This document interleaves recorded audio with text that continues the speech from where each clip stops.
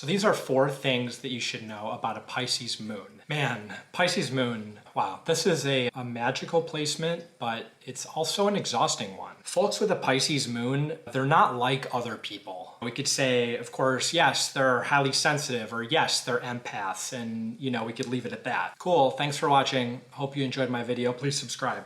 No, saying they're saying they're sensitive, saying they're empathic doesn't totally do it justice. For Pisces moons, the level of sensitivity it's hard to calculate. It's intense, it's high, they're very sensitive. It's almost like you kind of cut someone in half, and so you have like a cross section of them. And so all their organs, everything, all their feeling, thinking, intuiting, sensing things are exposed to the outside world. It's just like raw heart or raw brain, just exposed to anything like dust or people or cars or noises. I'm also now thinking of that image from that dude in Breaking Bad, the villain.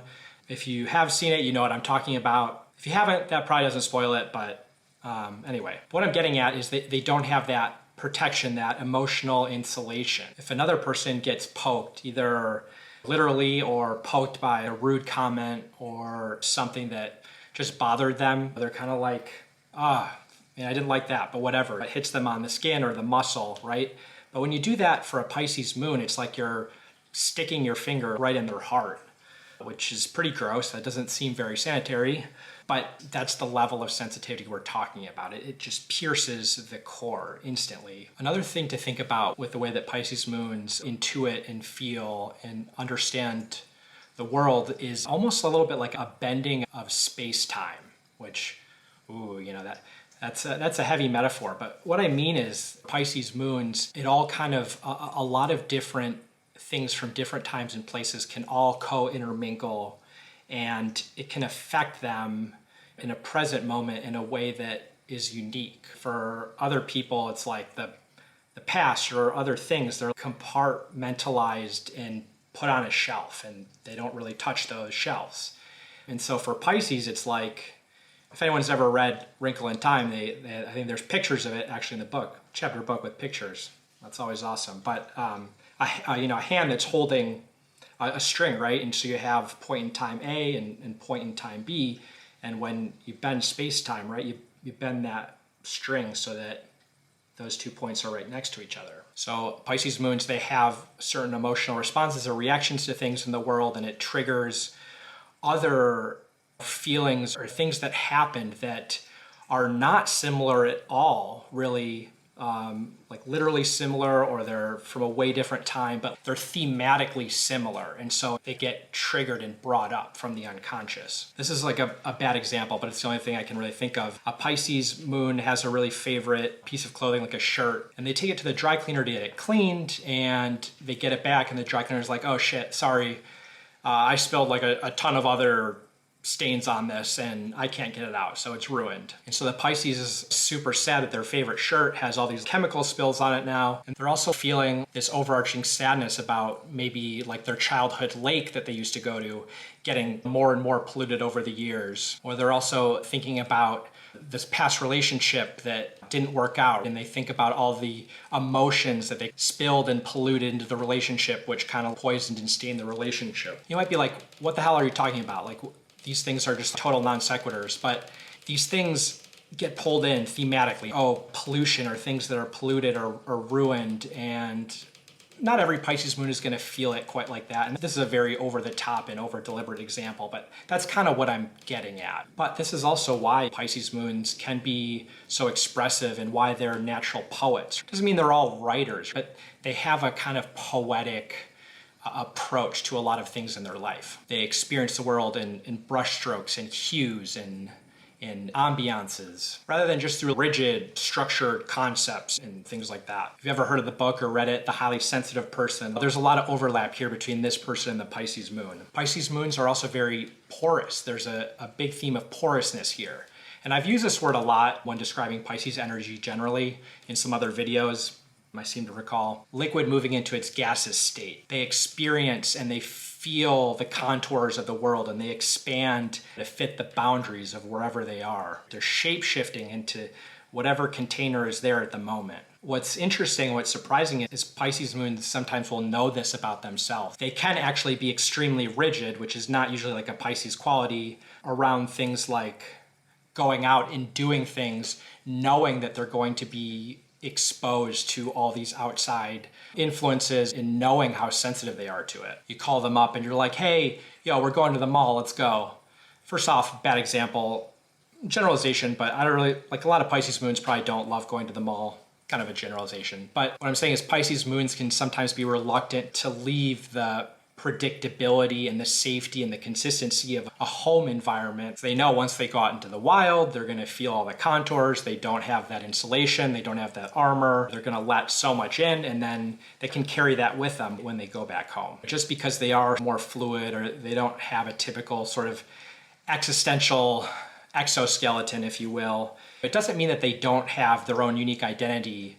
They do. They're very unique. It doesn't mean that you can just push them around. They are very principled about the things that they're principled about. The point is they can just be very vulnerable to outside influence. It's a little bit like a helium-filled balloon. You got to have something to weigh it down. Otherwise, it's going to fly away. On the more extreme level of this, Pisces moons can be subject to influence or energetic latching on by what we might in the New Age space call energy vampires or psychic vampires or energetic pendulums. So either energy sucking people or toxic people, or else like any kind of like energy structure that just demands a lot of energy and attention. Big polarizing events in the news, the pandemic, like big ideological debates between religion versus science, deciding whether to like maintain ties with a sort of traumatic family versus totally cutting ties, right? They can get completely sucked into one person or one side of a thing, or they can get caught in the middle in the liminal space, not totally knowing what to do and getting kind of pulled, but never really being able to get out of it. So one of the best things a Pisces can do once in a while is know when they have to take that space, know when they are going to take a rain check on the mall, go off grid a little bit, get away from the phone, the news, the screens, just put their feet on grass. Do real salt of the earth things that give some grounding to that very fluid water energy can be really powerful in helping them avoid those kind of influences. Of course, that can go also too far in one direction. Pisces moons can be too escapist, or they can get lost in drug addiction or fantasy, and they can just completely shut down and not want to deal with mundane responsibilities of the everyday world. Sometimes they can be subject to things like agoraphobia, which is like fear of leaving your house, going outside. Not all or most, but I'm just saying that there's sometimes a greater risk of those kind of things. At the end of the day though, the sensitivity of a Pisces moon, it's hard for them, but it is such a gift. They're incredibly tapped into and moved by what is most important in life. And what's most important is subjective, but Pisces moons are always drawn to the higher vibration kind of answers to that lifelong question. They're drawn to cultivate experiences which bring them closer to that higher meaning. They're called to operate at a higher vibe state of being, where emotions and feelings get sparked and mixed in this alchemy of their outside experience. And they feel these like incredible, almost like spiritual flow moment where they're creating things or fulfilling some kind of purpose or feeling just total kind of soul connection with another person or devoting themselves to something. Of course, the other side of the coin is that they also feel the lowest lows very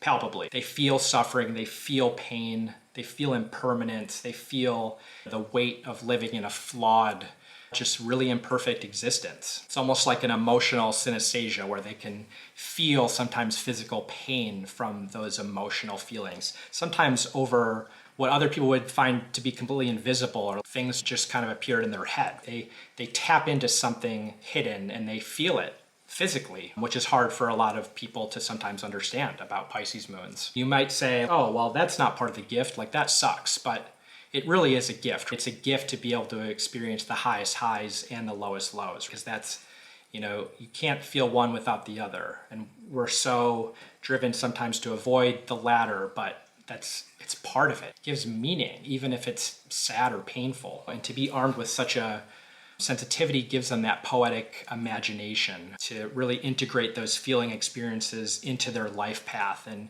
into whatever it is that they bring to their world and their people and their relationships and all of that. I think wrapping up, the biggest challenges are for a Pisces moon learning how to balance all of that as they operate and have to do things on the material plane, mundane humdrum kind of stuff. It's been said by astrologers that Neptune is like the great eraser. Neptune rules Pisces. When people experience a Pisces moon, one person might see them as an angel, and another person looking at them might see that person as like the devil, which sounds crazy, but Pisces moons can have that effect on people. Sometimes Pisces moons are driven to seek a kind of love that obeys the laws of the universe, a more higher order sacrificial kind of love, to find love in things and in moments and in temporal spaces, and not always like strict, rigid relationship contracts and marriage and the expectations of a monogamous relationship, especially in the context of an insecure person that wants to control another person. They are ultimately going to escape out of something like the latter. Sometimes the way that they operate it can make people feel like they can't have loyalty to any one person because they're molding into different containers to fit the expectations of other people. There's this fear sometimes that they're a completely different person outside of their relationship. It brings feelings of jealousy or worries about infidelity. And so hence like this person is evil or devious or can't be trusted. Whereas the flip side is, oh wow, look at this person is trying to just give love in every situation, right? It's not so cut and dry like that. It's complex. Complex, mystical issue that's hard to sort of pin down. It's just very much like Neptune. But a Pisces moon, a real soul merging kind of love with a Pisces moon person, you're not going to experience a higher, more transcendent type of love with any other placement, generally. It's just they really are capable of something profound.